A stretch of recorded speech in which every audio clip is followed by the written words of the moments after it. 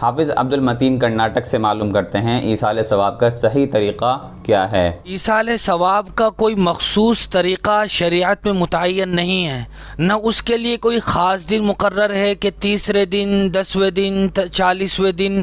ذکر کیا جائے، اور نہ ایصال ثواب کے لیے یہ ضروری ہے کہ قرآن خوانی کرا کے اس کا ثواب میت کو پہنچایا جائے، بلکہ بغیر کسی مقررہ دن کے کسی بھی دن آپ کوئی بھی اچھا عمل کر کے اس کا ثواب اپنے میت کو پہنچا سکتے ہیں۔ راہ خدا میں پیسے صدقہ کر کے بھی اس کا ثواب اپنے میت کو پہنچایا جا سکتا ہے، اور قرآن مجید کی تلاوت کر کے بھی اس کا ثواب اپنے میت کو پہنچایا جا سکتا ہے، اور صرف اپنی میت ہی کو نہیں بلکہ حضرت آدم علیہ السلام سے لے کر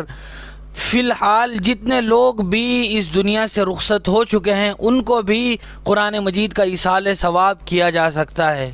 اسی طرح اگر کسی آدمی نے نماز پڑھی ہے